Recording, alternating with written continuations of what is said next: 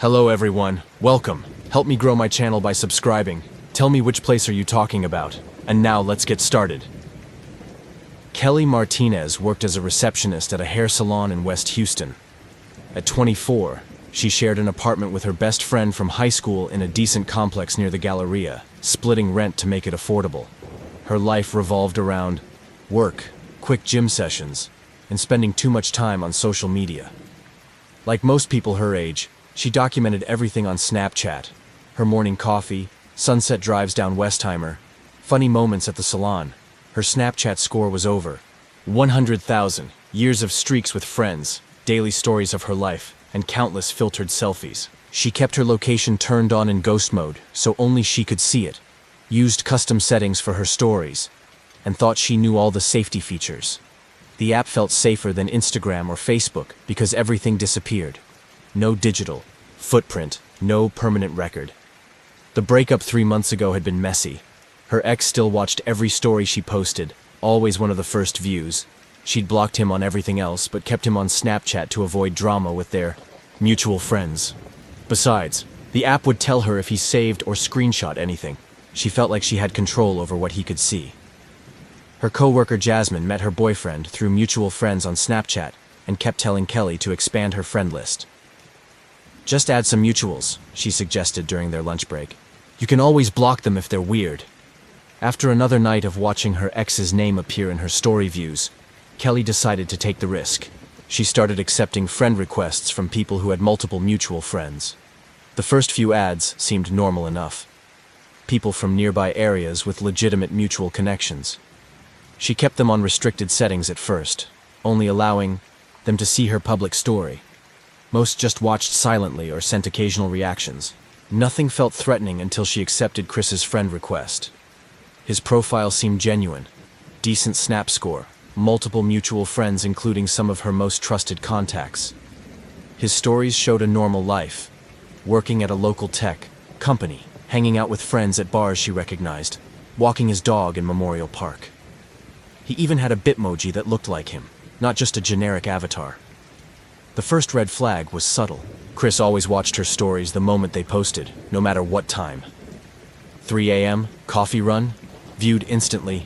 Quick gym snap at 5 a.m., he'd already seen it. His own stories seemed to mirror hers, at the same coffee shops, same gym, same shopping centers. Always posted just after she left those locations. Their first direct snap exchange felt natural.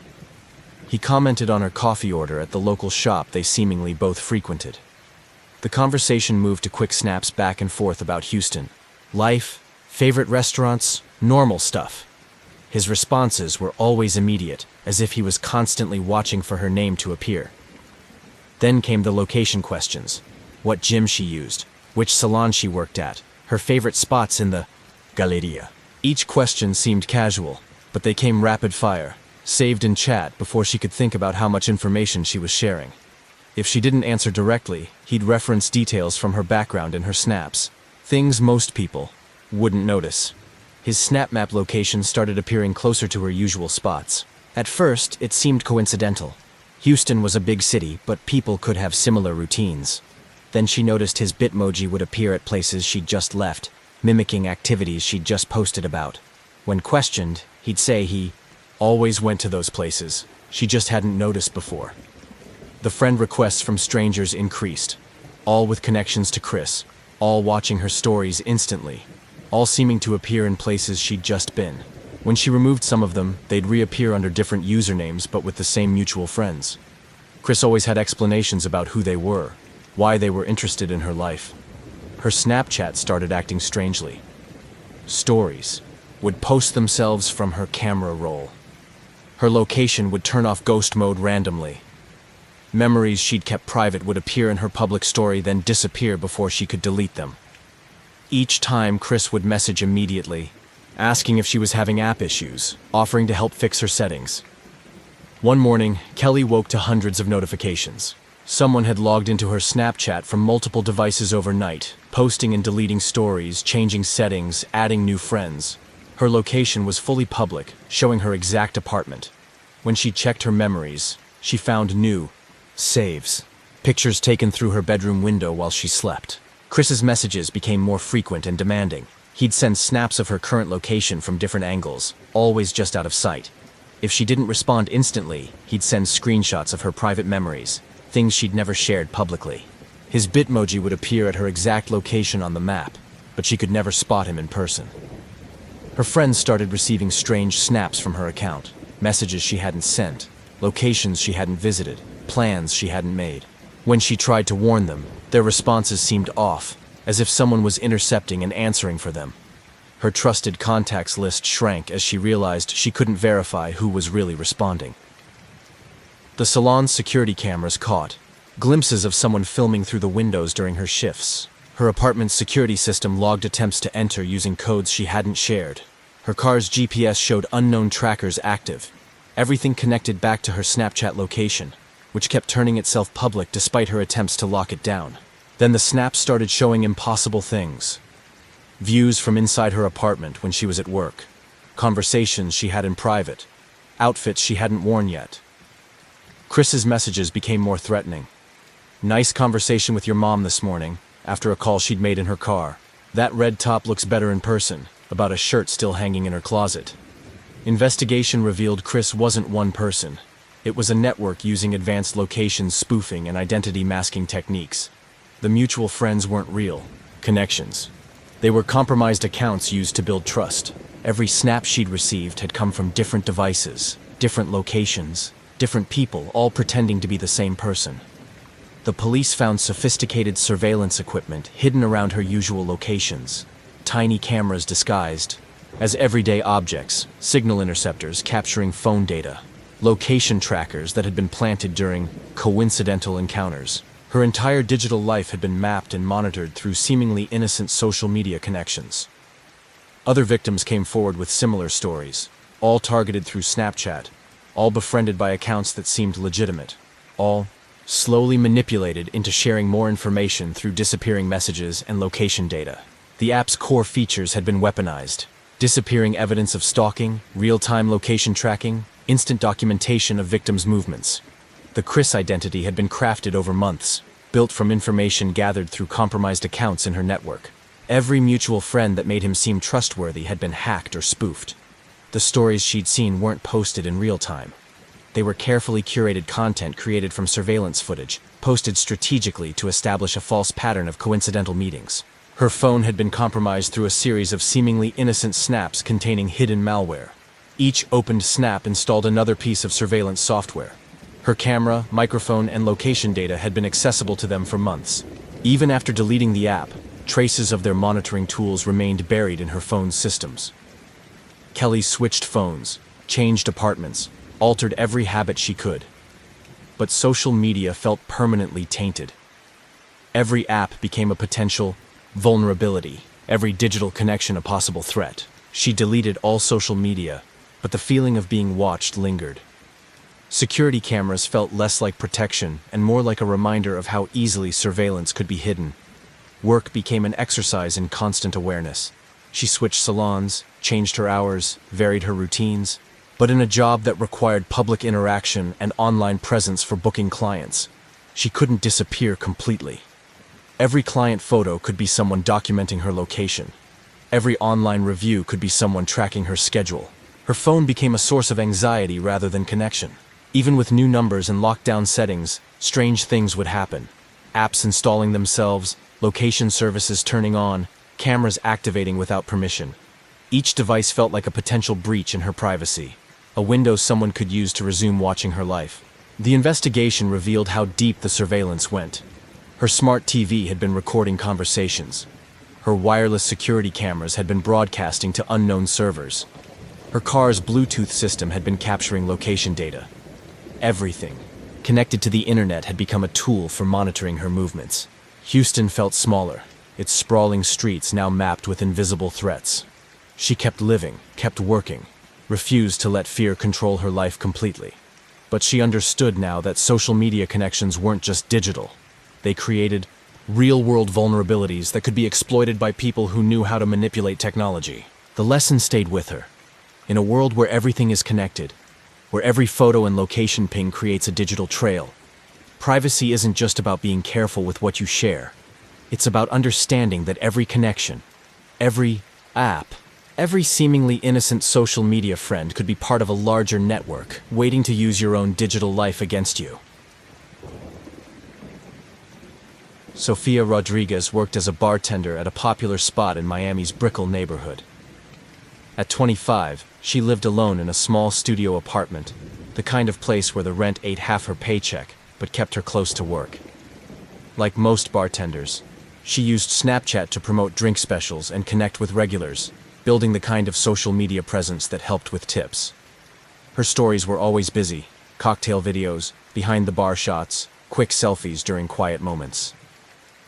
Midnight shifts and late-night closes meant her social life existed mostly through her phone. Her Snap score was over 200,000. Years of documenting Miami nightlife, sharing work stories, and keeping up with friends who worked similar hours. She kept her location in ghost mode, used custom settings for her stories, and thought she understood all the privacy features. The stalking incident with a customer last month had made her more careful. He'd found all her social media after seeing her name tag at work, forcing her to lock everything down. But Snapchat felt safer. Messages disappeared, she could see who saved content, and her location stayed hidden. At least, that's what she thought. Her coworker Javier suggested she try adding some industry people, other bartenders and service workers who could share shifts and warnings about problem customers. It's how we all stay connected, he explained during pre-shift. After another creepy customer tried following her on Instagram, expanding her trusted Snapchat network seemed smart. She started accepting requests from people with multiple mutual friends in the service industry. Most new connections seemed normal. Other bartenders, servers, bouncers from nearby venues. She kept them on restricted settings, only sharing her public story of drink specials and bar promotions. Everything felt secure until she accepted Alex's friend request. His profile appeared legitimate. High Snap score, dozens of mutual friends, including trusted coworkers, stories showing him working security at various Brickell bars. His content matched what she'd expect: checking IDs, dealing with rowdy customers, typical bouncer life. His Bitmoji even had the same type of black uniform, shirt he wore in his stories. The first warning was subtle. Alex's stories always seemed to line up with her schedule, showing him working security wherever she happened to be, posting from bars just after she'd done guest shifts there. His responses to her stories came instantly, no matter what time. She posted, 4 a.m. after closing? Immediate view. Quick break snap at 11 p.m. Already watched. Their direct message exchange started normally. He commented on a difficult customer situation she'd posted about, offering security tips. The conversation moved to general bar chat, problem regulars, best spots for industry drinks, usual stuff. But his responses felt too prepared, like he'd studied her work patterns. Then came specific questions. Which sections of the bar she usually covered, what time she took breaks, her preferred routes home. Each question buried in casual conversation about bar safety, saved in chat before she could consider how much information she was revealing. When she was vague about details, he'd reference things from her background snaps, tiny details most people would miss. His location on Snap Maps started appearing at her regular spots. First at the bars where she worked, which made sense if he was really security. Then at her coffee shop, her gym, the grocery store she used after late shifts. His Bitmoji would show up minutes after she arrived anywhere, always with a story post to make it seem natural. When questioned, he'd say these were all his regular places too. New friend requests flooded in, all with connections to Alex, all watching her stories instantly, all seeming to be at places she'd just left. Some claimed to be industry but didn't show up in any local bar staff groups. When she removed suspicious accounts, they'd reappear under new names but with the same mutual friends. Alex always vouched for them, explaining they were new security staff or bar workers. Her Snapchat started behaving strangely. Stories would appear that she hadn't posted, screenshots from her camera roll, old snaps she thought had disappeared. Her location would flip out of ghost mode randomly. Private memories would show up in her public story, then vanish before she could delete them. Each time Alex would message immediately, offering tech support, asking for her login to help fix the settings. One night after closing, Sofia discovered something terrifying. Someone had accessed her Snapchat from multiple devices, posting and deleting content all night. Her location was fully public, showing real-time updates. Checking her memories revealed new saves, photos looking up at her apartment window, shots from inside the bar's staff area, angles that could only come from hidden cameras. Investigation showed Alex wasn't one person. It was a group using the app to track service industry workers. They'd infiltrate bar staff networks, build trust through mutual connections, then use victims' locations and schedules to coordinate harassment and theft. The security guard stories were staged using stolen uniforms and fake ID cards. The police found cameras hidden throughout her regular locations, in bar ceiling tiles, behind mirrors, disguised as phone chargers. Her phone had been compromised through malicious code and saved snaps, giving them access to her camera and microphone. Every app that connected to her camera had become a potential surveillance device. Other victims across Miami came forward, all service industry workers, all targeted through seemingly trustworthy industry connections on Snapchat. The app's features made perfect weapons: disappearing evidence, location tracking, instant documentation of targets' movements. They'd built detailed schedules of when workers would be alone, when bars would have the most cash, which routes staff took home. Sophia changed bars, apartments, and her entire online presence. But service industry work required maintaining some social media, for scheduling, for networking, for building the regular customer base that led to better tips. She couldn't disappear, completely in a job that depended on being visible. Her phone became a source of constant stress. Even with new numbers and lockdown settings, she'd find unknown apps running, location services turning on, cameras activating randomly. Each device felt like a potential spy, every app a possible security breach. She kept working nights but changed everything else.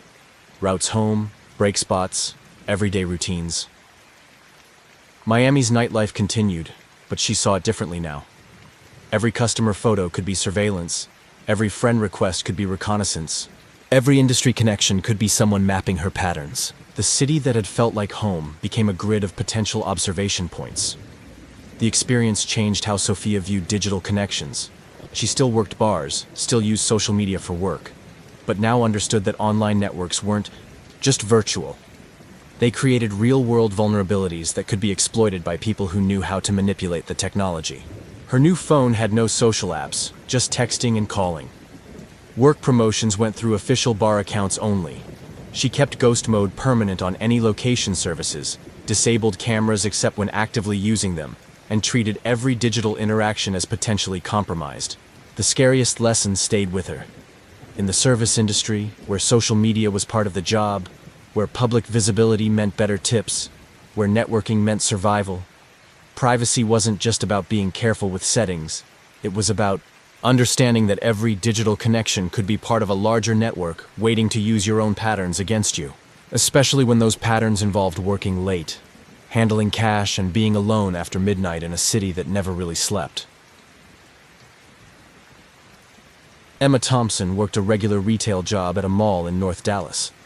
At 24, she shared an apartment with another retail worker, splitting rent on a basic 2-bedroom near the Galleria. Her Snapchat was typical for someone her age: daily stories.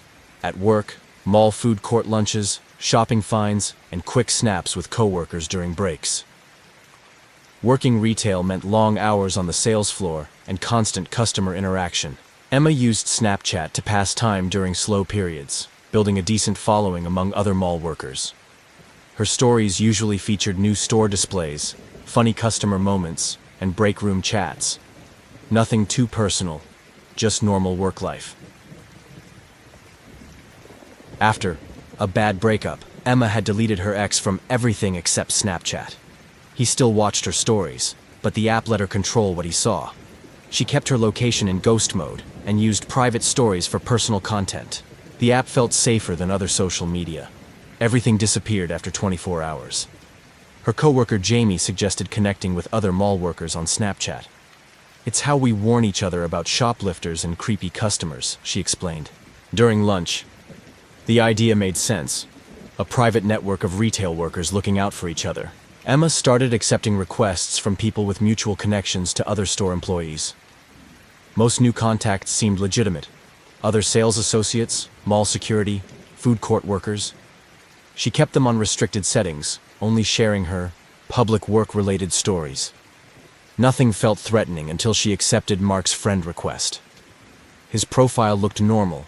Good Snap score, lots of mutual friends including trusted co-workers, stories showing him working security at different mall entrances. His content matched typical mall security, checking doors after hours, monitoring parking lots, dealing with incidents. His Bitmoji even wore the right security uniform.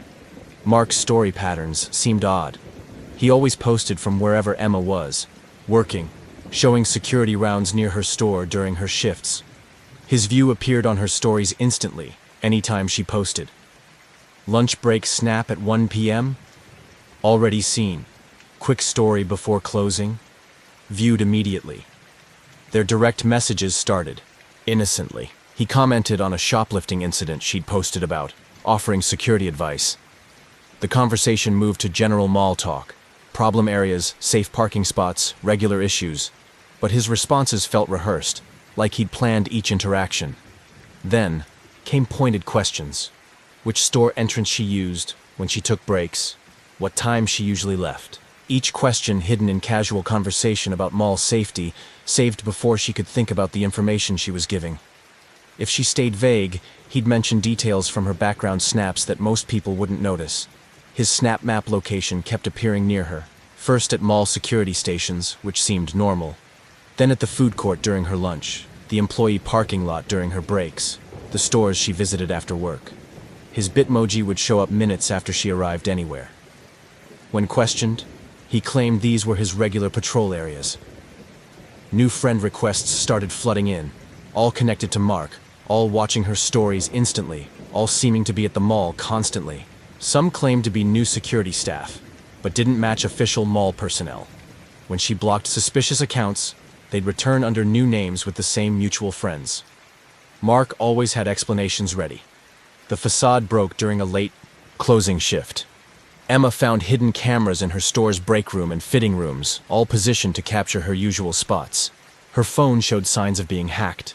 Apps opening randomly, camera turning on by itself, location services activating without permission. Investigation revealed Mark wasn't mall security at all. He led a group targeting retail workers through social media, using their predictable schedules in public workplaces to plan robberies and harassment. The security uniform stories were staged using stolen gear and fake badges. Police found surveillance equipment throughout the mall, cameras disguised as phone chargers, fake security sensors, modified emergency exit alarms. Every place Emma took breaks or worked alone had been bugged. Her phone had been compromised through malicious Snapchat filters, giving them access to her camera and microphone.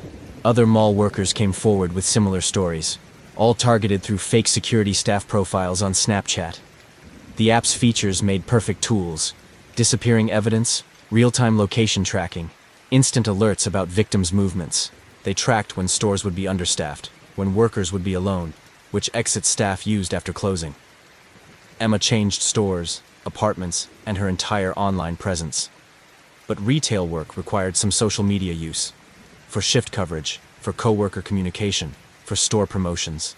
She couldn't completely disconnect from a job that depended on constant connection. Her phone became a source of anxiety. Even with new devices and maximum security settings, she'd find unknown apps installed, location services activated, cameras turning on unexpectedly. Each device felt like a potential spy, every app a possible security breach. She kept working retail but changed everything else. Parking spots, break locations, daily routines. The mall continued operating, but Emma saw it differently.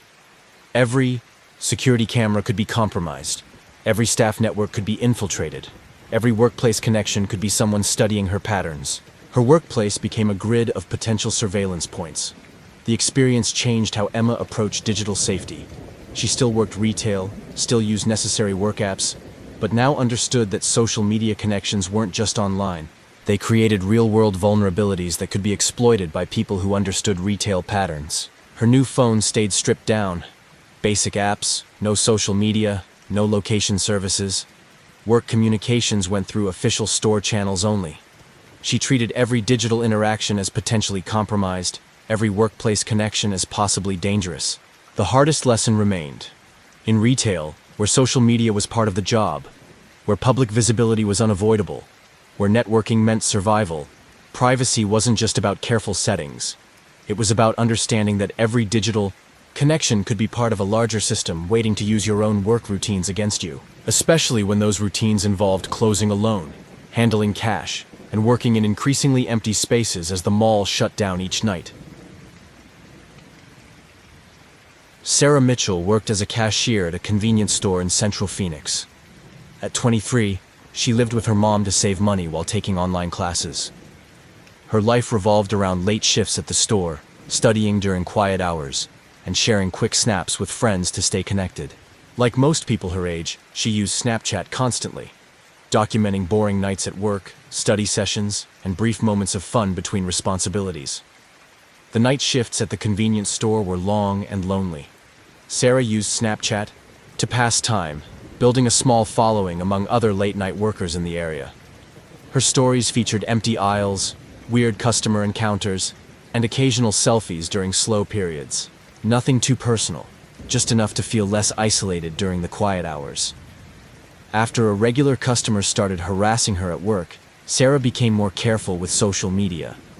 She turned on ghost mode for her location, used private stories for personal content, and thought that was enough. Snapchat felt safer than other platforms because everything disappeared automatically. She didn't realize disappearing messages could create a false sense of security. Her coworker Mike suggested connecting with other night shift workers on Snapchat. "It's how we warn each other about sketchy customers," he explained during a shift. Change. The idea seemed smart, building a network of people who understood late-night work life. Sarah started accepting requests from people who had mutual connections with other store workers. Most new contacts appeared legitimate. Other convenience store workers, gas station attendants, late-night food service staff. She kept them on restricted settings, only sharing basic work-related content. Everything seemed fine until she accepted Tom's friend request. His profile looked perfect for their circle. High Snap score, many mutual friends including trusted co-workers, stories showing him working late shifts at various stores nearby. His content matched typical night shift life. Empty stores, unusual customers, quiet moments between rushes. His Bitmoji even wore the same type of work uniform she did. Tom's behavior patterns emerged slowly. His stories always lined up with Sarah's schedule, showing him working at stores near hers during her shifts. He viewed her content instantly, no matter what time she posted. 3. AM store cleaning snap, immediate view, quick break update at midnight, already watched. Their direct messages began innocently. He commented on difficult customers she'd posted about, offering advice about handling late-night situations. The conversation moved to general work chat, safety tips, problem regulars, quiet spots to study, but his responses felt calculated, like he knew what she would say. Then came specific questions: which entrance she used for smoke breaks, when the store was emptiest, what time she did register counts. Each question hidden in casual conversation about work safety, saved in chat before she could think about how much she was sharing. When she gave vague answers, he'd reference details from her background snaps, things most people wouldn't notice. His location on Snap Map started appearing near her store. First at nearby businesses, which seemed normal for night shift work. Then at her usual gas station, her late-night study spot at Denny's, the 24-hour grocery store she visited after work. His Bitmoji would show up minutes after she arrived anywhere. When questioned, he'd say these were his regular spots too. New friend requests began flooding in, all connected to Tom, all watching her stories instantly, all seeming to work nearby. Some claimed to be new hires but didn't match any employees she'd met. When she blocked suspicious accounts, they'd return under new names with the same mutual friends. Tom always explained them away as other night shift workers. The reality became clear during a quiet 2 a.m. shift. Sarah caught movement on the security cameras, someone placing small devices near employee areas, adjusting cameras to better view the register. Her phone showed signs of being compromised. Apps opening by themselves, camera activating randomly, location services turning on without permission. Investigation revealed Tom wasn't a store worker at all. He led a group targeting night shift workers through social media, using their isolated positions and predictable schedules. The store employee stories were staged using stolen uniforms and fake employee badges. Police found surveillance equipment throughout Sarah's regular locations, cameras hidden in store fixtures, modified security sensors, fake smoke detectors. Every place she took breaks or worked alone had been watched. Her phone had been hacked through malicious Snapchat links, giving them access to her camera and microphone. Other night shift workers came forward with similar stories, all targeted through fake employee profiles on Snapchat. The app's features made perfect tools. Disappearing evidence, location tracking, instant alerts about targets' movements. They used the information to plan robberies when stores would be most vulnerable. Sarah switched stores and changed her entire online presence, but night shift work required some social media use. For shift swaps, co-worker communication, safety updates. She couldn't completely disconnect from a job that depended on staying in touch during isolated hours. Her phone became a source of constant anxiety. Even with new devices and maximum security, she'd find unknown apps running, location services active, cameras turning on unexpectedly. Each device felt like a potential spy, every app a possible breach. She kept working nights but changed everything. Else, break spots, study locations, daily routines. The night shift continued, but Sarah saw it differently. Every security camera could be watching. Every co-worker network could be compromised. Every workplace connection could be someone studying her patterns. The quiet hours became a time of constant vigilance. The experience changed how Sarah approached working alone. She still did night shifts, still used necessary work apps, but now understood that social media connections weren't just virtual. They created real-world vulnerabilities that could be exploited by people who understood isolated workplace patterns. Her new phone stayed minimal. Basic apps, no social media, no location sharing. Work communications went through official store channels only. She treated every digital interaction as potentially compromised, every workplace connection as possibly dangerous. The hardest lessons stuck. In night shift work, where isolation was normal, where social media felt like necessary connection, where networking meant safety, privacy wasn't just about careful settings. It was about understanding that every digital connection could be part of a larger network waiting to use your own patterns against you, especially when those patterns involved being alone, handling cash, and working while the rest of the world slept. Amy Chen worked as a waitress at a small cafe in downtown Boston. At 24, she shared a cramped apartment with two other servers near Fenway, splitting rent to make it work. Her Snapchat documented typical server life: food pics, funny customer, stories, quick breaks between rushes. Nothing special, just everyday moments that disappeared in 24 hours. The cafe job meant early mornings and constant customer interaction. Amy used Snapchat to connect with other service workers, sharing warnings about difficult customers and celebrating good tips.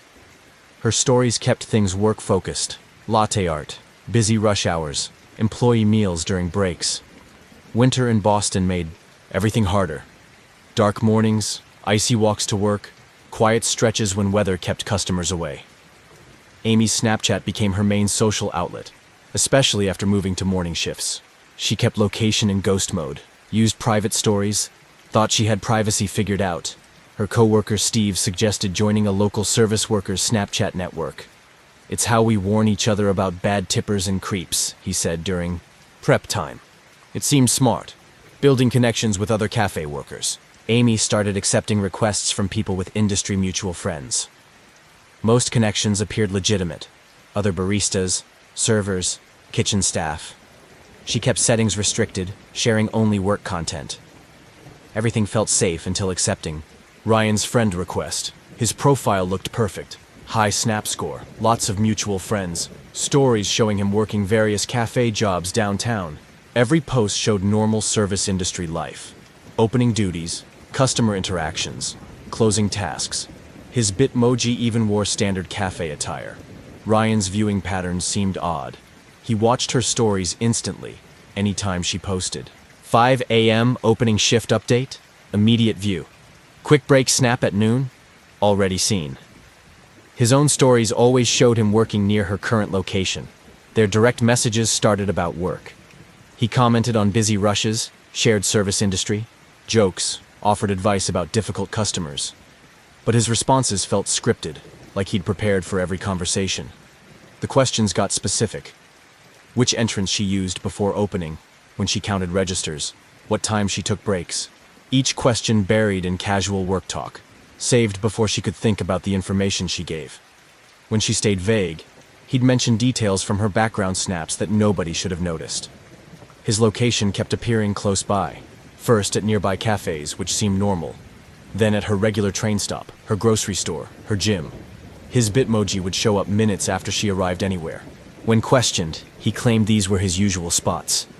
New friend requests increased, all connected to Ryan, all watching instantly, all seeming to work nearby.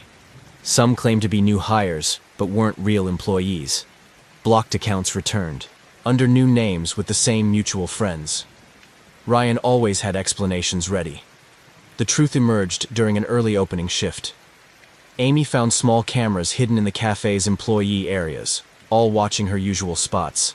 Her phone showed signs of hacking, apps opening randomly, camera activating itself, location services turning on without permission. Investigation revealed Ryan wasn't a cafe worker. He ran a group targeting service industry workers through social media, using their predictable schedules and public workplaces. The cafe employee stories were staged using stolen uniforms and fake name tags. Police found surveillance equipment throughout her regular locations. Cameras disguised as phone chargers, fake security sensors, modified smoke detectors. Every place she worked alone had been monitored. Her phone was compromised through malicious Snapchat filters. Other service workers came forward, all targeted through fake industry profiles on Snapchat. The app's features made perfect tools: disappearing evidence, location tracking, instant monitoring of targets' movements. They tracked when workers would be alone, handling cash, vulnerable.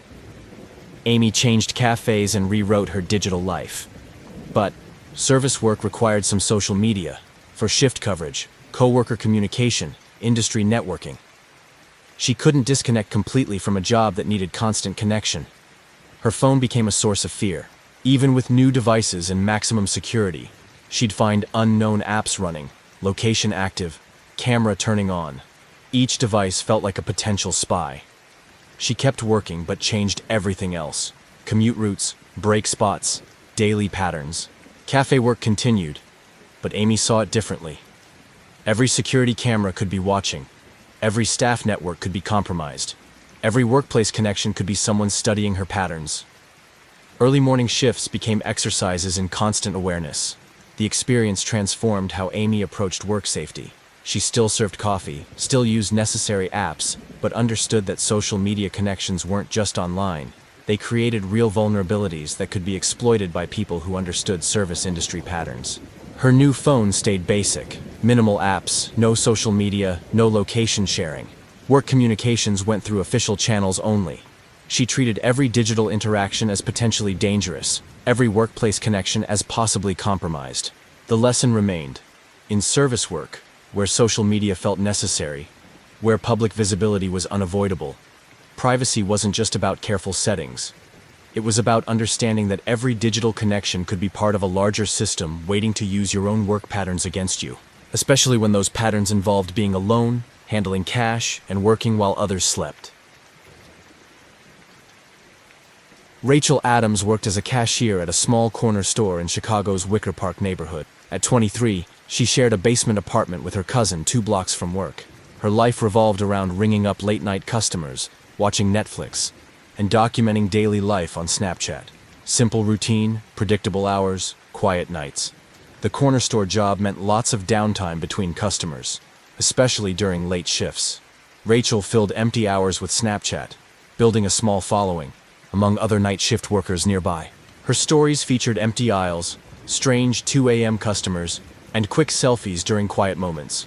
Chicago winters kept most people inside, making night shifts even lonelier. Rachel's Snapchat became her main connection to others, especially during snowstorms. She used ghost mode, private stories, and thought that made things safe. Her cousin suggested joining a local night workers' Snapchat group. Everyone uses it to warn about sketchy people, she explained. It seemed smart, connecting with others who understood late shifts. Rachel started accepting requests from people with mutual connections. Most new contacts looked real. Other store workers, security guards, delivery drivers. She kept settings restricted, sharing only work content. Everything felt normal until accepting Jake's friend request. His profile seemed perfect. Good Snap score, mutual friends, stories showing night security work at nearby stores. His content matched late shift life, empty streets, store checks, quiet moments. His Bitmoji wore proper security gear. Jake's viewing patterns were strange. He watched her stories instantly, anytime she posted. 3 a.m. Store cleaning snap, immediate view, quick break update, already seen. His stories always showed him working wherever she was. Their messages started about work, sharing weird customer stories, security tips, late-night advice. But his responses felt rehearsed, like he knew what she would say before she said it. The questions became specific. When she took trash out, which door she used after closing, how many cameras the store had. Each question hidden in casual talk, saved before she could think about sharing too much.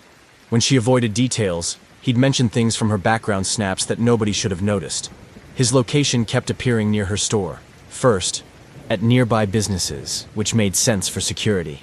Then, at her usual gas station, her late-night diner, her bus stop.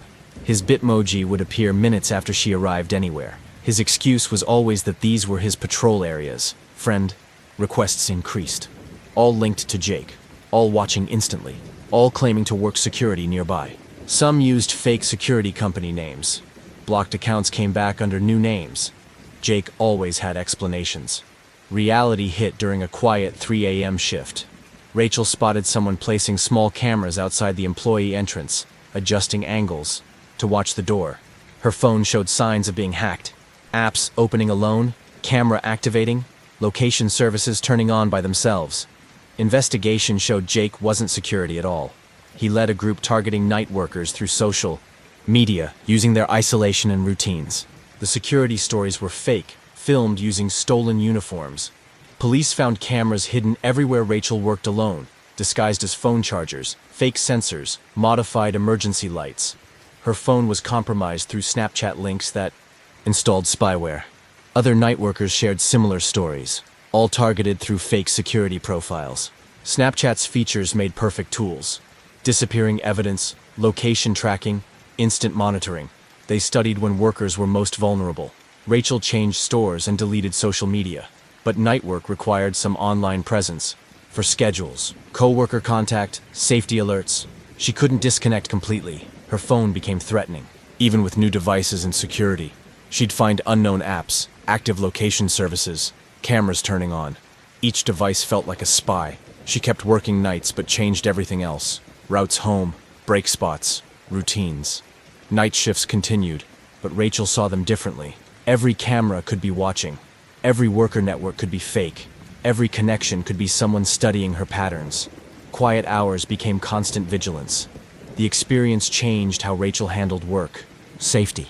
She still did nights, still used necessary apps, but understood social media wasn't just online. It created real dangers from people who understood isolated workers' patterns. Her new phone stayed minimal. Basic apps, no social media, no location sharing. Work communications went through store channels only.